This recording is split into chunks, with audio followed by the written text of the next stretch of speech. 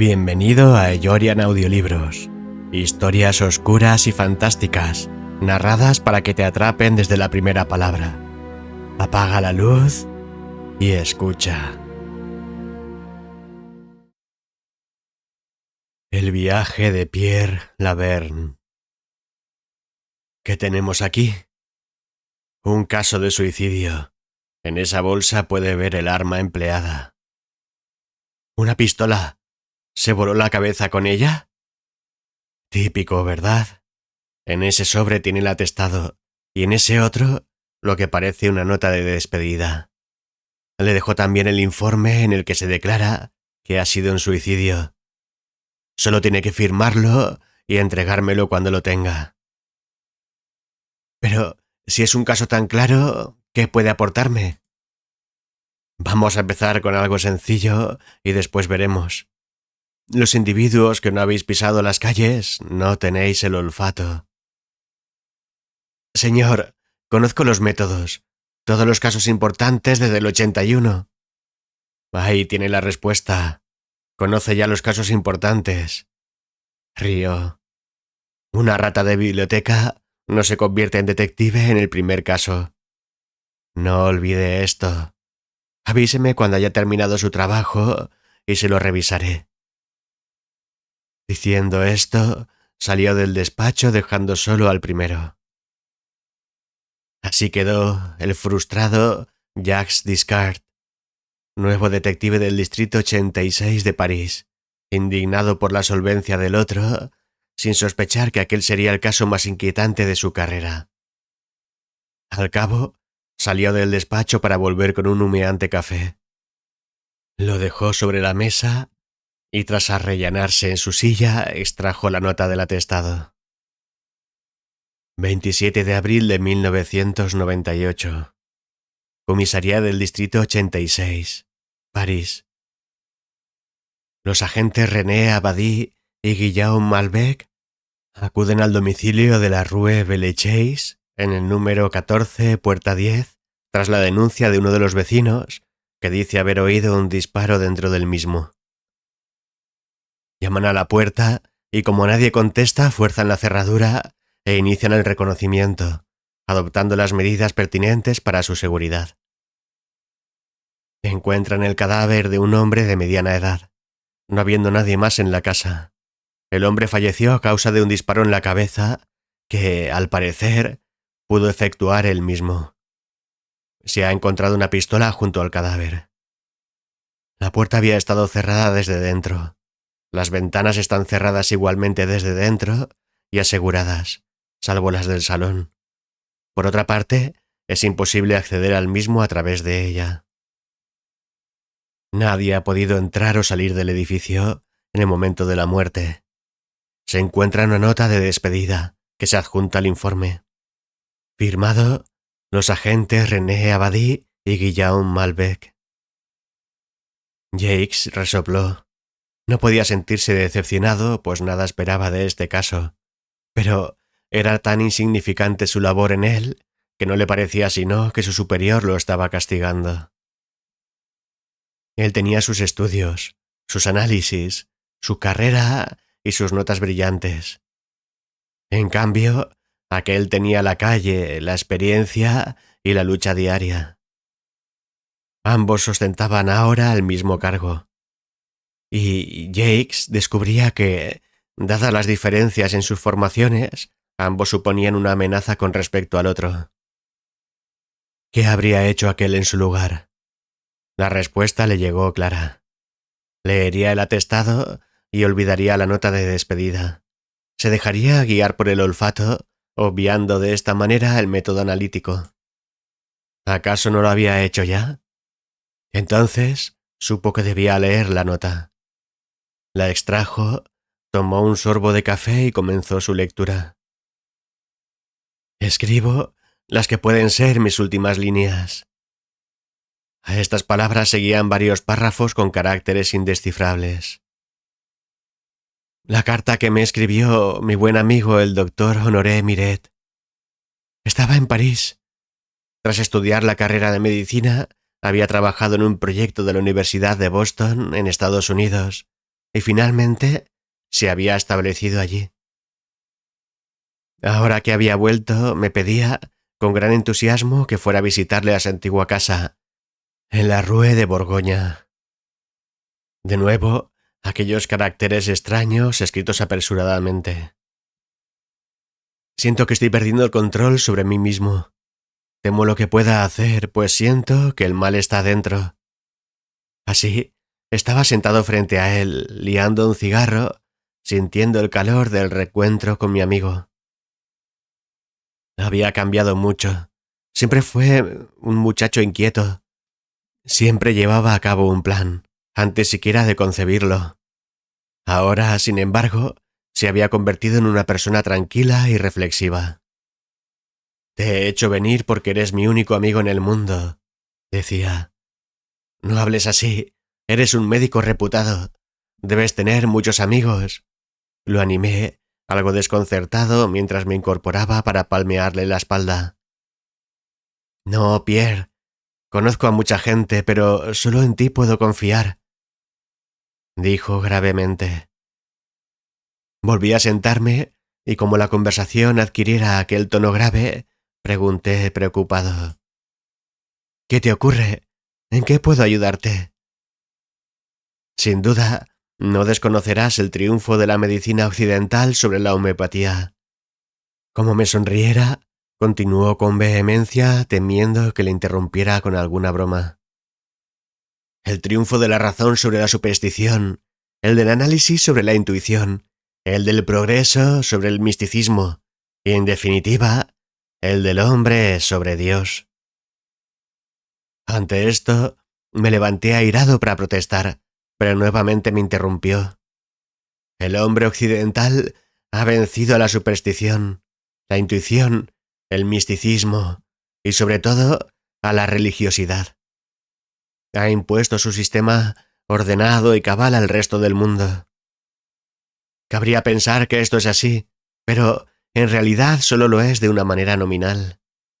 Estamos en la era de la razón. Todas aquellas ideas pertenecerían al oscurantismo, y sin embargo, no es así. ¿En qué momento se apartó a un lado el naturismo? ¿En qué momento se abandonó el misticismo y la religiosidad? ¿Cuándo se dejó de escribir libros por amor al arte? ¿No fue en el mismo instante en que apareció la industria farmacéutica, o cuando se creó el nuevo concepto de economía a partir del cual podía gastarse un dinero que no existía? ¿No es ahora alguien que aplica las técnicas naturistas para la curación el hazme reír de los demás? ¿No es el creyente una persona sin estudios o un necio, y el escritor que no sueña con montañas de dinero un cándido y un fracasado? ¿Hasta qué punto hemos vivido el triunfo de la razón sobre el naturismo, misticismo y religiosidad, y no el triunfo de la ambición sobre la razón?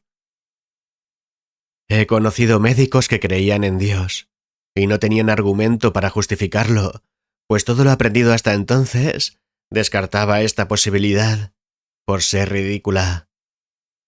He conocido médicos que cuando enfermaban empleaban recursos naturales para su curación, y, aunque ésta fuera más lenta, parecía espantarles llenar su cuerpo con la química de los medicamentos que recetaban a sus pacientes. ¿A dónde quieres llegar?, interrumpí por fin, sin poder soportar un momento más aquella perorata sin sentido. Estoy tratando de explicarte que todo lo que nos han enseñado solo es parte de la verdad, pero que esta es mucho más amplia, que el hombre occidental, en su afán de conocerlo todo, ha empleado sus métodos, sus técnicas, su razón, para desentrañar los grandes misterios de la humanidad. Pero ha querido ser tan meticuloso en su estudio, tan exhaustivo, tan exacto, que ha estudiado la naturaleza del color de una hoja, situándose a 2 milímetros de ésta, con todo tipo de instrumentos, y jamás se le ha ocurrido alzar la vista, perder esta perspectiva cercana, y por lo tanto, no ha descubierto de dónde proviene la luz que da tonalidad a la hoja. Para el hombre de razón, no existe nada más allá de la muerte, porque tras ese umbral, las constantes vitales desaparecen, y ya no hay ningún aparato capaz de medir actividad alguna. Tan solo está estudiando un cadáver, una mortaja, y no amplían su perspectiva con respecto a él. ¿Cuántas veces se nos ha revelado que esto no es así? ¿Cuántas pruebas no habremos recibido al respecto? ¿A qué te refieres? ¿Qué clase de pruebas? Pregunté más por darle satisfacción que por curiosidad, pues era tan impetuoso y tan obcecado su discurso que temía que hubiera perdido la razón. En mis años de medicina en Estados Unidos he conocido personalmente al menos 25 casos de personas que volvían a la vida tras estar clínicamente muertos durante unos instantes o algunas horas. ¿Qué demuestra eso? Supongo que es posible, protesté. Claro que es posible. ¿No te lo estoy contando? Contestó irritado, por lo que decidí callar en el futuro y dejarle llegar a donde se había propuesto. En estos casos, el paciente describe siempre lo mismo. Parece haber vivido una fantasía lúcida que se compone de varias fases. Primero, se contempla a sí mismo desde el techo. Después narra cómo aparecen los espíritus de sus familiares fallecidos junto a su lecho. Estos parecen recibirlo cariñosamente y lo animan a continuar hasta la siguiente fase de la visión. En esta nueva fase, el paciente atraviesa un túnel al fondo del cual ve una luz que todo lo impregna y que es tan clara y tan refulgente que no tiene comparación en la naturaleza. Después, ve pasar la vida ante sí. La mayoría de los pacientes reconoce esto como el juicio final. Cuentan que su vida pasa ante sus ojos como si estuvieran viendo una película, pero que ocurre tan solo en unos instantes, y que por otra parte, les da tiempo a estudiar y reflexionar sobre cada instante vivido. En estos momentos, el paciente siente en sus carnes aquello que hizo sentir a los demás, ya fuera felicidad o dolor. Nadie lo juzga, solo él mismo que, tras abandonar la vida, abandona también todas sus ambiciones y todo apego a lo material, pues solo entonces comprende que su valor es nulo. Que todo lo que debía haber buscado en su vida era el amor, el conocimiento y el enriquecimiento espiritual. Que su vida había sido tan solo una prueba, un medio de aprendizaje, de perfeccionamiento. Después, describen a una entidad que se muestra ante ellos y que es todo calor, todo amor, todo compasión. No tiene forma definida, tan solo ha sido descrita su naturaleza como una luz divina que todo lo impregna, que hace sentir amado a quien se encuentra frente a ella. Al final de la experiencia, sienten como aquella luz les comunica que aún no ha llegado el final para ellos, y sienten una fuerza irresistible que les arrastra de nuevo hacia su cuerpo. Es en ese momento cuando sus constantes vitales vuelven, cuando aquel a quien creíamos perdido retoma la vida, y cuando esto ocurre, nos sorprende enormemente ver al paciente llorando desconsoladamente, pues según cuenta después, no quería volver con los vivos. No pude evitar sentir una gran incredulidad ante lo que escuchaba. Mi amigo pareció notarlo. Tras estas palabras, una vez más, Jakes vio cómo aquel garabateo inteligible se extendía de nuevo a lo largo de varios párrafos. Pregunté a mis colegas, pero siempre acababa recibiendo una respuesta similar, que era un episodio de origen químico originado ante el trauma de la propia muerte. «¡Por Dios!», exclamé colérico una vez. «Todos los relatos son exactamente iguales. Entre mis pacientes he tenido a uno que vio, entre sus familiares fallecidos, a uno que creía vivo y que en realidad había fallecido horas antes». «Cálmese. ¿Usted quiere conservar el empleo? No vaya injertando en los demás sus ideas supersticiosas. Es un médico. Así supe que no cabía esperar ningún tipo de ayuda por ese lado, y pensé en ti. ¿En mí?, objeté, lamentando haberme convertido, de repente, en el sujeto de lo que fuera que quisiera hacer con esas ideas. Sí, voy a realizar un experimento y tú serás testigo. De ninguna manera, protesté. ¿Pero cómo? Si aún no has oído en qué consiste, replicó. Pues cuéntamelo. Hace algunos meses conocí a alguien que había estado en Perú. Él me describió cómo los nativos de allí son capaces de reproducir, de alguna manera, cuanto le había contado, y me explicó los métodos que empleaban, pues él mismo había sido testigo de la hazaña. Ahora voy a proyectar mi alma fuera de mi cuerpo, pues tras varios meses de entrenamiento me veo capaz de lograrlo. Debes entender que no te hubiera hecho venir si no estuviera plenamente seguro del éxito de mi experimento.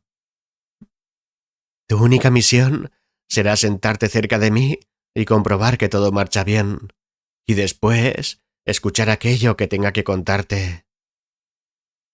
De ninguna manera, exclamé. ¿Entonces te niegas a ayudarme? Tú, que eras mi única esperanza de poder realizar mi experimento con la seguridad de contar con un amigo cerca de mí.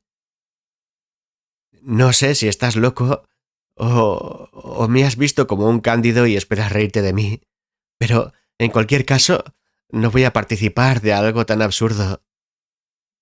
Hablé con toda la claridad que me fue posible, para que descartara el tema definitivamente. Pero parecía que mi amigo no aceptaría un no por respuesta. ¿Entonces me abandonas a mí? ¿A mí? ¿Tu amigo? ¿No crees que si estuviera loco, en todo caso esto sería inofensivo para mí? ¿No te parece absurdo que haya saltado de continente precisamente para burlarme de ti?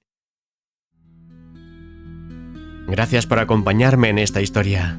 ¿Quieres escucharla completa, con música y efectos? Te espero en ellorian.es. Allí encontrarás también contenido exclusivo. Las novelas para leer online, las bandas sonoras originales, tomas falsas, reflexiones y hasta psicofonías reales que capto mientras grabo. Nos vemos dentro.